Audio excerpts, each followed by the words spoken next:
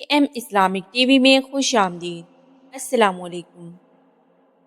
اگر تمہیں اپنی بیٹی واقعی عزیز ہے تو اس کی ہنسی کو صرف رخصتی تک محدود مت سمجھنا، کیونکہ غلط گھر میں دیا گیا رشتہ بیٹی کو زندہ لاش بنا دیتا ہے۔ اور اس لیے حضرت علی رضی اللہ عنہ نے فرمایا، اپنی بیٹی کا رشتہ 3 گھروں میں مت کرنا ورنہ آپ کی بیٹی مرجھا جائے گی۔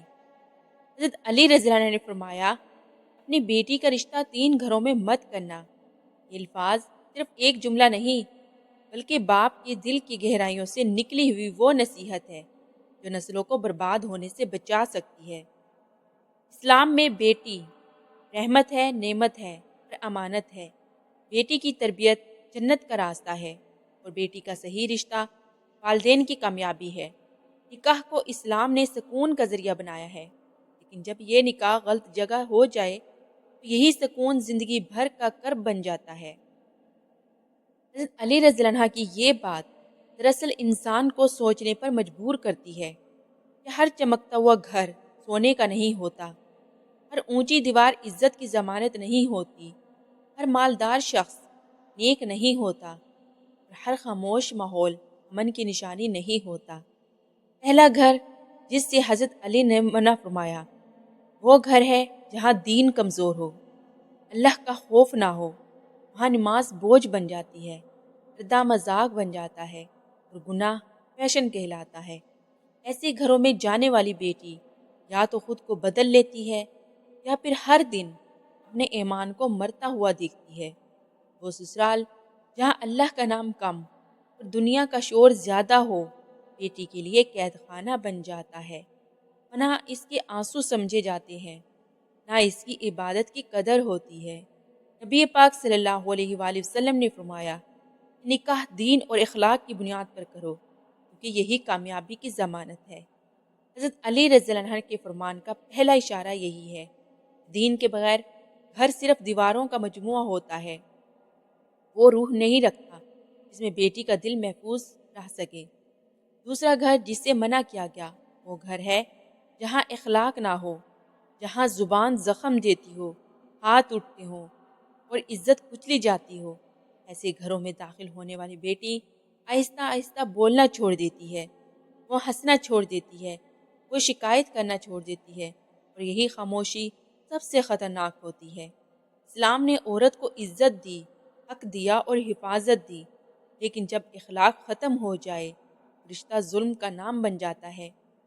حضرت علی رضی اللہ عنہ کی یہ نصیحت ہمیں خبردار کرتی ہے کہ بیٹی کو ایسے گھروں سے بچاؤ جہاں غصہ غیرت کے نام پر ہو، تشدد مردانگی کہلائے اور خاموش رہنا صبر سمجھا جائے۔ ایسے گھروں میں بیٹی صرف وقت گزارتی ہے، زندگی نہیں جیتی، اس کے خواب دفن ہو جاتے ہیں اور اس کی شخصیت ٹوٹ جاتی ہے۔ تیسرا گھر وہ ہے جہاں لالچ ہو، ہوس ہو اور دنیا سب کچھ ہو۔ ایسے گھروں میں رشتہ بھی سودے کی طرح طے ہوتا ہے، جہیز عزت بن جاتا ہے اور مطالبات محبت پر بھاری ہو جاتے ہیں۔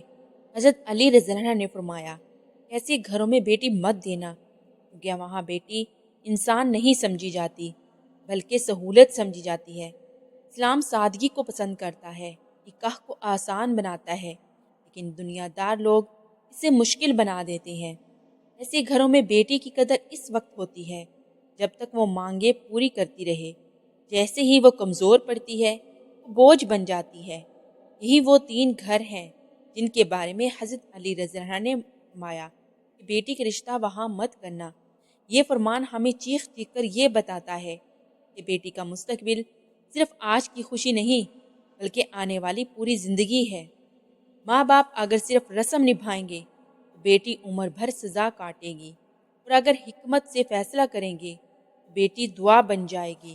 یہ حصہ ہمیں جھنجھوڑتا ہے کہ رشتہ طے کرتے وقت آنکھوں پر جذبات کی پٹی نہ باندھیں بلکہ عقل، ایمان اور غیرت کو ساتھ رکھیں، کیونکہ بیٹی کا آنسو عرش کو ہلا دیتا ہے اور مظلوم کی بد دعا میں کوئی پردہ نہیں ہوتا۔ یاد رکھو، حضرت علی رضی اللہ عنہ نے فرمایا، اپنی بیٹی کا رشتہ 3 گھروں میں مت کرنا۔ یہ بات اگر آج آپ کو سمجھ آ گئی، ایک بیٹی کی زندگی بچ جائے گی، ورنہ کل یہی بیٹی اپنے سسرال میں مرجھا جائے گی۔ Thanks for watching.